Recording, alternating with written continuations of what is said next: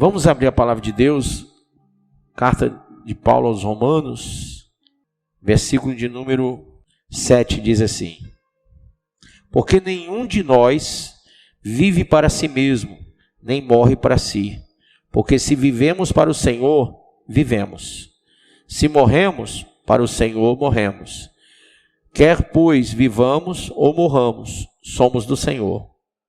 Foi precisamente para esse fim que Cristo morreu e ressurgiu, para ser Senhor tanto de mortos como de vivos.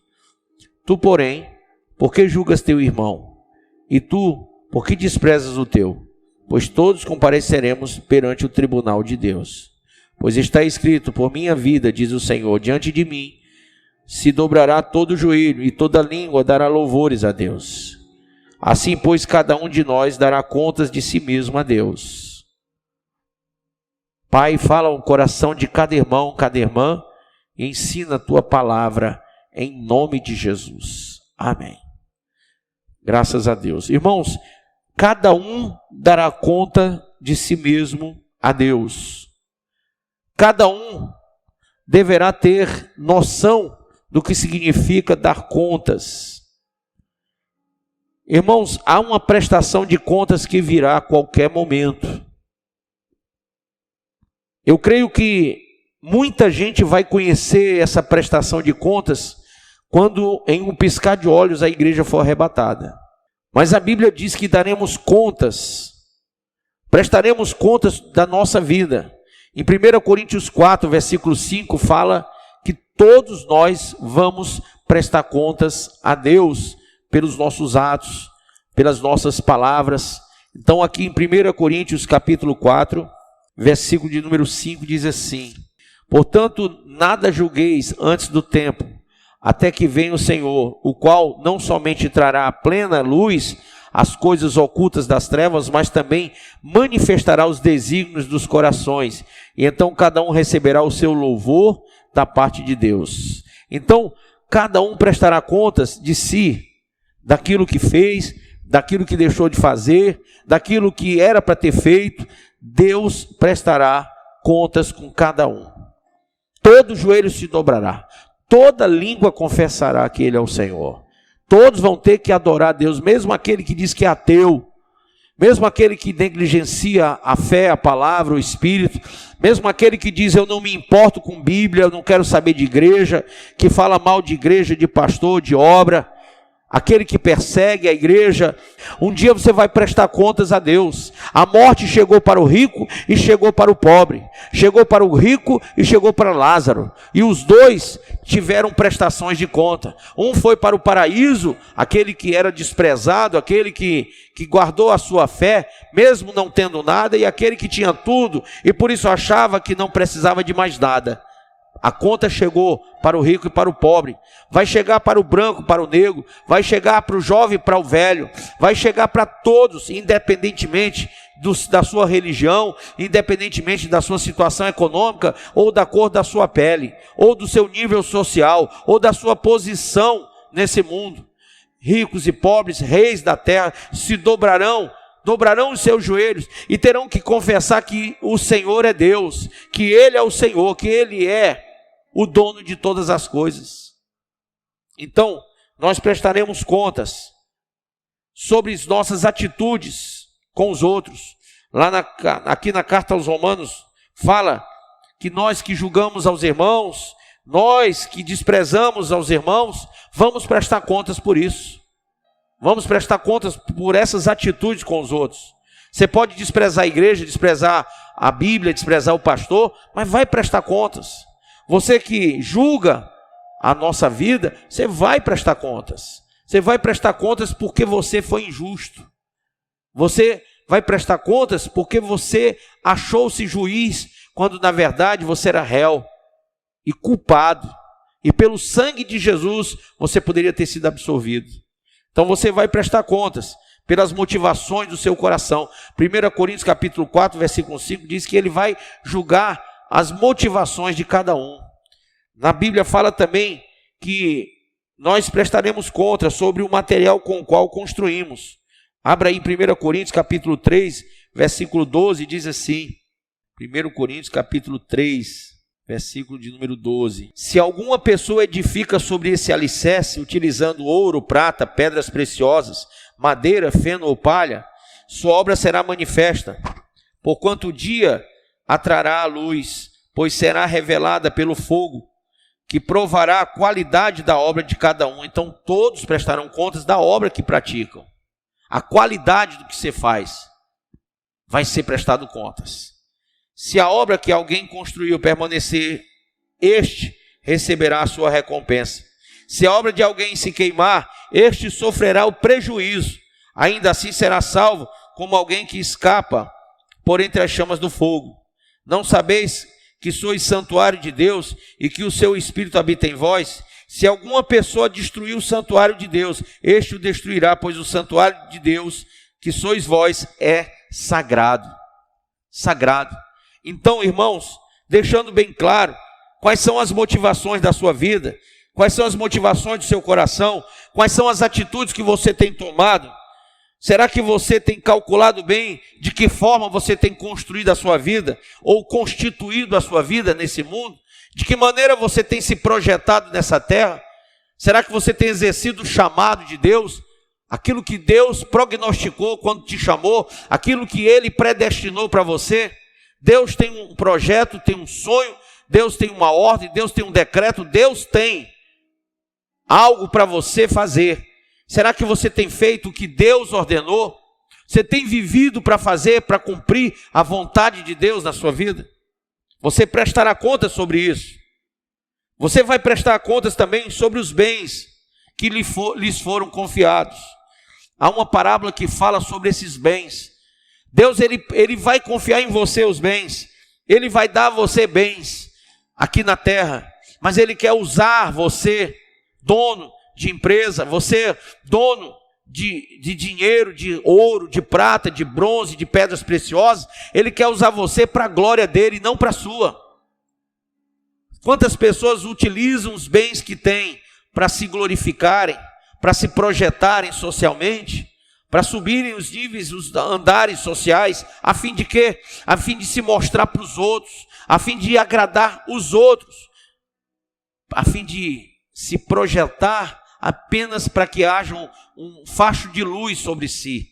Irmãos, nós não estamos falando de um facho de luz, nós estamos falando de uma glória eterna, de uma luz eterna, que só pode vir na sua vida quando você pegar essa vida e glorificar a Deus com bens, com tudo que você tem. Quantas vezes você deixa de entregar o dízimo, a oferta, a casa do Senhor, porque você tem utilizado esses bens apenas para gastar com seus próprios prazeres, com as suas vontades? Você pode me julgar por essa palavra? Pode, mas você vai pagar por esse juízo. Sabe por quê? Porque você dará contas quando você julgar o seu irmão. Como diz aqui no versículo, tu, porém, por que julgas teu irmão? Por que você me julga quando eu prego, quando eu falo sobre a tua responsabilidade, sobre o teu compromisso com os teus bens? A Bíblia diz, honra o teu Senhor com os teus bens e com o fruto da tua terra. Honra o Senhor com as tuas primícias. E Ele que vai encher os teus lagares, vai fazer transbordá-los. Então, quando você não entende isso, você julga, e julga mal. Porque nós, se pudéssemos julgar, nós condenaríamos a todas as pessoas e acabaríamos nos condenando a nós mesmos. Então, você que quer julgar, julgue pela palavra, julgue pelo Espírito. Olha o que a Bíblia diz, olha o que a Bíblia atesta sobre os talentos que nos foram entregues. Você tem que multiplicar. Os bens que foram dados, foram confiados para que sejam usados para a obra de Deus. O Senhor, Ele vai retribuir a cada um de acordo com o seu trabalho, com a sua obra. 1 Coríntios 3:8 e Hebreus 6:10. Ele vai cobrar isso aí. Ele vai cobrar isso aí. E o que você está fazendo diante dessa prestação de contas?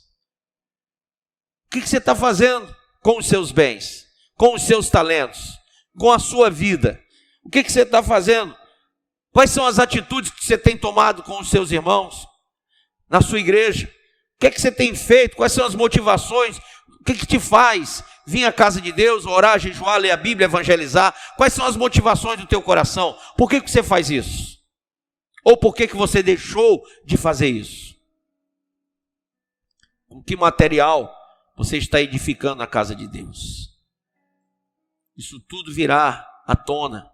Isso tudo será julgado. E se a obra que você fez queimar, você sofrerá o dano, um dano grande. De que adianta você construir um arranha-céu e ele cair?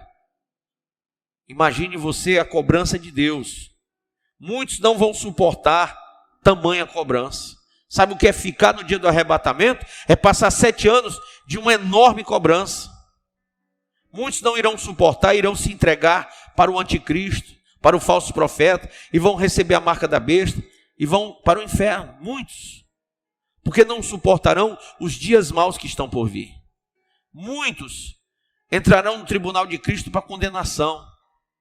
Infelizmente, muitos, todos os que ficarem vivos no dia em que o anticristo e o falso profeta vão ser lançados no lago que arde com fogo e enxofre, muitos que estarão ali apoiando as obras de Satanás, as obras do anticristo, morrerão pela palavra, pela espada que vai sair da boca do Senhor Jesus. Então, você quer fazer parte destes? Você quer fazer parte desse povo que vai perecer eternamente?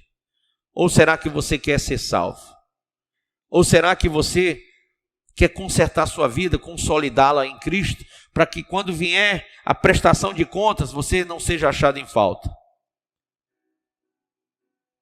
Bispo, quando que vai chegar essa prestação de contas? Você sabe quando é que vai chegar a conta de luz na sua casa? Talvez. A conta de água? Talvez. Quando é que vai chegar a multa que você levou no trânsito? Talvez. Essas contas são mais fáceis, porque elas têm data e hora. Mas essa conta aqui é iminente. Ela pode acontecer a qualquer momento. E aí, você está pronto para prestar contas com o Rei dos Reis, com o Senhor dos Senhores, sobre os talentos que Ele te deu, sobre os bens que Ele te confiou, sobre a obra que Ele colocou nas tuas mãos? Você está pronto para prestar contas sobre as motivações da tua alma, sobre os teus juízos sobre os outros? Você está pronto para prestar contas sobre tudo isso? É isso que importa você saber, porque Deus vai retribuir a cada um segundo as suas obras, tanto no livro de 1 Coríntios, como no livro de Hebreus, como também no livro de Jeremias, o profeta, capítulo 17. Cada um receberá conforme as suas obras. Cada um vai receber a prestação de contas. Então, é importante que você saiba que Deus é Deus de graça, Deus é Deus de paz, Deus é Deus de amor, Deus é Deus de toda consolação, de paciência, de esperança, de glória, mas Ele também é juiz. Ele é que julgará, é o Eterno que vai julgar a todos os seres viventes. Você pode hoje perceber que a qualquer momento vai chegar na sua casa ou na sua vida essa conta? Que não foi de graça que Jesus morreu na cruz, foi pela graça. E o que Ele aplicou lá, Ele quer o lucro agora. Ele aplicou a vida do filho dele. Ele quer milhares de filhos através daquela vida. Você vai pagar com o quê? Crente, você vai pagar com oração, crente? Você vai pagar com o quê? Indo para a igreja, frequentando a igreja, sentando no culto? É isso que você vai pagar a Deus? O penhor é muito mais alto. Não foi de graça, foi pela graça. Você vai prestar contas sobre aquele sangue derramado na cruz. Você vai prestar contas sobre aquele sacrifício, porque aquele investimento, aquele talento, aquele bem que foi depositado na cruz do Calvário, Deus requererá, demandará das suas mãos, das minhas mãos, todo o juro, toda a correção de todos os 2000 anos de lá para cá. O que a igreja está fazendo com tão grande talento, com tão grande chamado? O que a igreja está fazendo com tantos sinais se mostrando ao mundo, determinando a vinda de Cristo e a volta dele 7 anos depois? O que você está fazendo com tudo que você está vendo? Se escondendo dentro da sua casa com medo do Covid? Com medo de pegar doença? Covarde. Você que é covarde, ficará de fora do reino dos céus. Apocalipse fala que os covardes não herdarão o reino de Deus. E você que está em casa trancado com medo de vírus, você é um covarde. Ah, quer me julgar por essa palavra também? Me julgue. E se você achar na Bíblia alguma palavra que possa substituir a que eu estou falando agora sobre você, por favor, me fale. Porque o que você está praticando é covardia. Como que você diz que tem fé em Deus, tem fé em Cristo e vive com medo de um vírus? Com medo de morrer? Olha, Paulo ensinou algo tremendo. O viver é Cristo e o morrer é lucro. Você não crê nisso também, né? Porque você só crê naquilo que você quer crer. E você vai prestar contas também por isso. Preste bem atenção, irmão. Pastores que estão se escondendo para não pregar o evangelho, que estão fechando igrejas, membros que deixaram seus pastores, dizimistas que deixaram de dizimar, ofertantes que deixaram de ofertar, evangelistas que deixaram de evangelizar, obreiros que deixaram de fazer a obra de Deus. Prestem atenção. Prestem atenção, porque virá a conta. Quando você menos esperar, a conta virá. A conta vai vir para você, tanto faz você se esconder como não. A conta vai vir para você. Tanto faz você dizer, essa conta não é minha, e tentar substituir, e tentar mandar para outro. Não adianta, porque a conta será cobrada de cada um, individualmente. Você não vai fugir dessa conta. Nenhum de nós irá. Por isso eu digo a você, agora, você precisa se orientar, porque a conta vem. Eu queria que você falasse para o seu irmão, para a sua irmã, para o seu marido, para a sua esposa, para os seus filhos, que essa conta não vai deixar de vir porque você é evangélico, porque você mudou de religião, porque você deixou de beber. Essa conta vai continuar vindo, independente de qualquer coisa. E você que falou que pastor é ladrão? Você é crente que fala que não vai entregar o dízimo e a oferta porque não quer enricar pastor, nem ministério. Você já leu o que está em 1 Coríntios 9, versículo 1? Vou ler para você, do 1 em diante. Não sou eu plenamente livre, disse o apóstolo Paulo. Eu sou livre, eu não sou escravo de ninguém. Mas Paulo depois disse, eu sou escravo de Cristo. E eu também. Então hoje, quando você pergunta, você é pastor por quê? Porque eu sou escravo dele, de Deus. Eu sou livre e sou escravo. Porque no dia que eu entreguei minha vida a Jesus, eu rasguei a minha liberdade humana, que eu achava que eu tinha. Fui liberto em Cristo. Mas fui liberto para ser escravo do evangelho. Talvez você não entenda isso, mas você vai entender quando estiver queimando no inferno. Você vai entender que era muito melhor viver para Deus do que viver para o pecado, do que viver para o mundo, do que viver para os prazeres. Realmente eu não bebo, não fumo, não me prostituo, realmente eu não roubo ninguém, realmente eu não sou candidato a coisa nenhuma para não ter que ter o dissabor de mostrar um bocado de falcatrua na política, na economia desse país. Mas eu queria dizer para você, que apesar de ser livre, disse o apóstolo Paulo, não sou eu o apóstolo, não vim eu a Jesus, nosso Senhor, e não sois vós frutos do meu labor no Senhor, do meu trabalho? Se para alguns não sou reconhecido como apóstolo, com toda certeza o sou para vós, porquanto sois o selo do meu apostolado no Senhor. Esta é a minha defesa diante daqueles que me julgam. Não temos nós o direito de comer e beber? Tem gente que acha que pastor nem come nem bebe. Tem gente que acha que pastor não é para comer nem beber. A Bíblia diz, não temos nós o direito de levar conosco uma esposa crente como fazem os demais apóstolos? Os irmãos do Senhor e Pedro Ou será que Barnabé e eu, disse Paulo, somos os únicos que devemos ter um trabalho secular para nos sustentar? O que ele está dizendo, gente? Ele está dizendo assim: vocês acham que só eu e Barnabé temos que trabalhar secular para nos sustentar? Porque vocês acham que a gente não é merecedor de ser sustentado na obra de Deus? Quem serve no exército, disse Paulo, à sua própria custa. Existe alguém que vai para um exército pagar, custear para servir no exército? Quem cultiva uma vinha e não se alimenta do seu fruto? Quem apacenta um rebanho e não pode beber do leite que é produzido? Porventura, isso que vos digo é apenas um mero ponto de vista humano? Ora, a própria lei não afirma claramente o mesmo? Pois está escrito na lei de Moisés, não amordace o boi enquanto ele estiver debulhando o cereal. Por acaso é com bois que Deus está preocupado?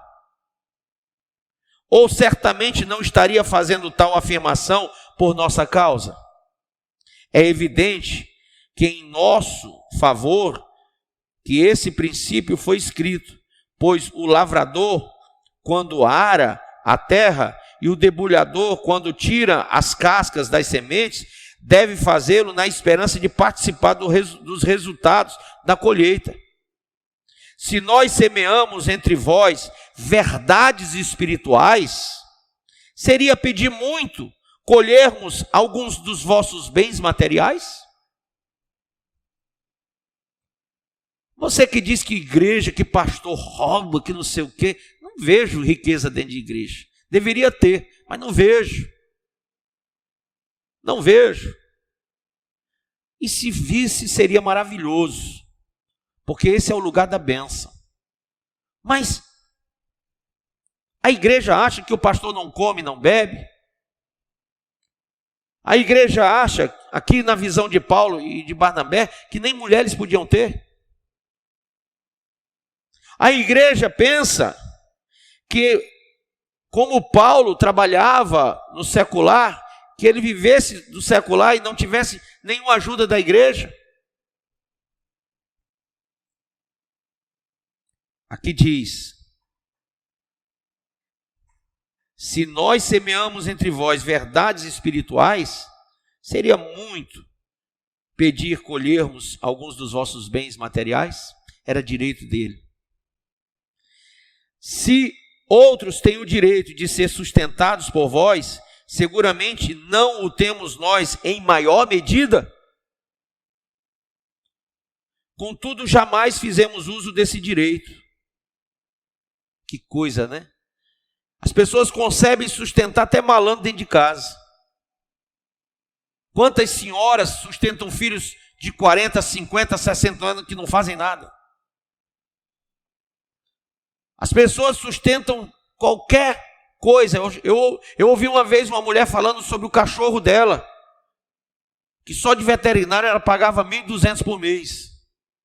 Tratamento veterinário, medicamentos, vitaminas para o cachorro. Nada contra cachorro. Até tem um em casa. A questão não é essa, irmão. A questão é que você é capaz de gastar R$1.200 com um cachorro, com o seu pet. Mas você passa na frente de pessoas que estão deitadas nas ruas com fome, e o que é que você dá para elas? São menos que um cachorro? E você entra na igreja e ouve a palavra de um pastor como eu, e usa e abusa da nossa paciência, do nosso chamado, do nosso ministério, e o que é que você dá lá na igreja? O que é que você deposita no altar? Será que você é capaz de depositar os R$1.200 que você dá para o cachorro? Se você tratasse Deus como um cachorro, talvez você desse muito mais na casa dele do que você dá para o seu pet. E você será julgado por isso. Motivação do coração. Motivação do coração. É importante você saber que Paulo está dizendo aqui, exortando a igreja. Ele diz: ao contrário, suportamos tudo para não colocar qualquer tipo de obstáculo ao progresso do evangelho de Cristo. Não sabeis vós que os que prestam serviços sagrados se alimentam com o que pertence ao templo? E ele diz: e que os que servem diante do altar participam do que é oferecido no altar? Ele está falando com gente da lei, gente que seguiu os trâmites da lei mosaica, toda a lei levítica, o processo de culto levítico. Assim, o Senhor também ordenou aos que proclamam o evangelho que igualmente vivam do evangelho. Ô irmãozinho, julgador, você que vai prestar contas, leia o versículo 14, pelo menos 1000 vezes nesse sábado. Antes de você apedrejar a igreja, antes de você amaldiçoar a obra de Deus, antes de você tratar a obra de Deus como uma coisa vil, quando o seu pet vale muito mais do que a obra de Deus, do que o pastor da igreja. Eu não me lembro que você foi na minha casa deixar um alimento. Eu não me lembro que você foi na casa de Deus deixar a sua oferta e o dízimo. Mas eu me lembro das muitas vezes que você foi ao meu gabinete pedir ajuda. Eu me lembro quando eu lhe casei. Eu me lembro quando eu lhe batizei. Eu me lembro quando eu lhe apresentei. Eu me lembro quando eu lhe consagrei. Quando eu preguei para você. Quando eu lhe aconselhei. Quando eu lhe ensinei. Eu me lembro. Quando eu enxuguei suas lágrimas. Quando eu botei juízo dessa cabeça dura. E eu me lembro dos entes queridos da sua família que eu enterrei. E me lembro de tudo isso. Porque quando você precisou, eu estava lá com você. Então é importante que você lembre que eu, nas palavras daquele cantor antigo, Valdir Soriano, eu não sou cachorro não. Para viver tão humilhado, né? Porque se um pet ganha 1.200, o povo acha que pastor vive sem nada, sem comer e sem beber. É isso que o povo acha. Então essa palavra de agora é para que você entenda que você vai prestar contas de bens, de talentos, de tudo. Por enquanto eu estou aqui ensinando, cobrando, exortando, fazendo o que me é de direito e o que me foi ordenado. Foi ordenado. Mas você sabe que pela palavra, muita gente vai ser condenado, porque Jesus disse: eu não julgarei a ninguém, mas a minha palavra julgará a todos. Essa palavra que eu digo aqui, ela é aio, ela vai ser juízo. Cada um vai prestar conta disso aqui. Por isso você tem que acordar e reconhecer o valor da igreja, o valor do pastor, o valor da obra. Você tem que reconhecer o seu pecado, a sua frieza, a sua infidelidade, a sua indiferença, a sua inconstância e voltar para a casa de Deus com fé, com graça. Porque sem graça você vai ficar de fora do reino de Deus. Você vai perder a salvação porque não tem fé e vai ficar de fora porque não tem graça. Amém? Então guarde isso no seu coração.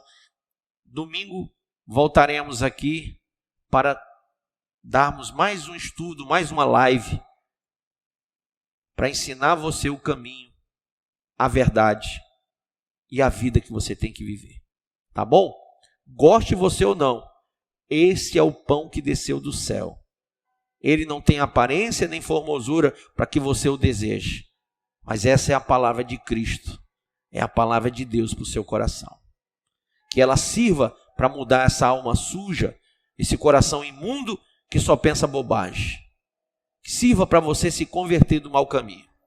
Que você seja servo de Deus de verdade. Filho nascido da vontade de Deus. Amém? Vamos louvar o Senhor. Senhor meu Deus e meu Pai, Então abençoa essa vida, repreende a dor, a enfermidade, o mal, o Covid, o câncer, o mal que atinge o corpo, o espírito e a alma. Repreende em nome de Jesus, que ela seja curada, liberta de todo caboclo, guia, todo exu, herê, de toda feitiçaria, bruxaria, magia negra, que ela seja liberta de todo o mal, das garras do diabo, do inferno, do Satanás, que ela seja liberta, meu Deus, de tudo o que cerca ela, mas que ela seja liberta da avareza, da maldizência, da maledicência, da malignidade, que ela seja liberta, para que a sua língua não seja inflamada pelo inferno, e que ela se converta e seja curada, em nome de Jesus. Nós oramos abençoando vidas, abençoando lares, trazendo nesse período final, onde o arrebatamento está por acontecer, a luz da tua palavra, enquanto nós podemos falar, porque o mundo se fecha para o evangelho, o mundo luta para fechar as portas da igreja, mas nós cremos que a igreja prevalecerá contra o mundo, em nome de Jesus, amém, amém. Olha, você que está me assistindo, eu quero pedir a sua oferta, quero pedir o seu dízimo, quero pedir a sua ajuda. Se você vai dar ou não é problema seu, mas eu vou pedir. Se você vai entregar ou não, é prestação de contas com Deus. Mas todo dízimo que você não entregou, você vai trazer para o altar de Deus. Está aí o Pix? Está aí as contas? Botaram as contas? Faça a transferência. Eu estou lhe mandando fazer a transferência. Não estou pedindo não. Porque o dízimo não é seu, é de Deus. Não está na conta da igreja porque você está roubando. Você é um ladrão. Porque está roubando Deus. Então transfira o dízimo à casa do Senhor. E a oferta, o que você der é pouco para o que Ele deu para você, o Filho Jesus. Ache razão no que eu estou dizendo ou me julgue por isso. Ache razão no que eu estou falando ou meta o pau mesmo. Eu estou aqui para dar a cara pelo Evangelho mesmo. Mas eu quero uma oferta do seu bolso para manter a obra de Deus. Então está aí as contas. Eu quero uma oferta de 1.000, de 5.000, de 10.000. Eu quero oferta alta. Não quero oferta de R$1, 10 não. Isso aí você guarda para você, a esmola. Eu quero que você entregue uma oferta que dê para manter a igreja, as contas. Sabe por quê? Porque Deus é dono de todos os bens que você tem. E Ele confiou a você para você manter a casa dele, a obra dele. Se você não fizer isso, irmão, você vai estar desagradando a Deus e vai ter prestação de contas sobre isso. Não pode sobrar na sua casa e faltar na casa de Deus, não. Nós temos um trabalho evangelístico para fazer. Nós temos um trabalho social para fazer. E falta muito recurso, porque dentro da sua casa você tem guardado a gordura toda, o dinheiro todo. Você usa para os seus prazeres e não para a casa de Deus, para a obra dele. Então, eu quero que você ponha a mão na sua consciência. Eu sei que deve ter gente que nessa hora aproveita para meter o pau no pastor. Mas leia o texto que eu citei. É direito nosso viver do altar. E é direito nosso receber o dízimo e a oferta na obra de Deus. Então, aqui na igreja, nós ensinamos a verdade. Ainda que ela doa, é melhor uma dura verdade do que uma linda mentira. Nós estamos ensinando você o caminho para que você não chegue lá na frente, na prestação de contas, como um avarento, como um idólatra ao dinheiro. Porque você tem sido avarento. Você tem adorado a Mamon e não a Deus. Acho invocado que muita gente falando em miséria no mundo, mas eu fui no shopping ontem e os restaurantes granfinos do shopping estavam cheios. E para onde você vai, tem gente almoçando num restaurante. Então esse povo, eu disse para minha esposa, esse povo está cheio de dinheiro guardado e não aplica na obra de Deus. Só com os prazeres. Só com os prazeres. E para ter um prazer, você gasta 50, 100, 200, 300, 400, 500, 1000. Você gasta muito dinheiro para o seu prazer. Mas e para o prazer de Deus? E para satisfazer a Deus? O que é que você vai investir hoje? O que é que você vai dar hoje para satisfazer o coração de Deus? A fome de Deus, de almas, de vidas.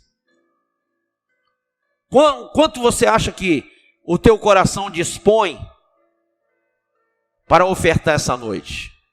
Porque as motivações do teu coração serão julgadas por Deus. Então, de acordo com a tua oferta, você vai mostrar o teu coração. Você vai revelar a tua alma para todos nós.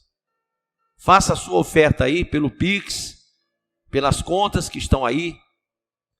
E você que é um grande empresário, que você tem vivido atrás do dinheiro. Se você fizer a sua oferta, uma grande oferta, essa noite, eu vou te dar a profecia de Abraão. O dinheiro vai correr atrás de ti e vai te seguir, não você atrás dele.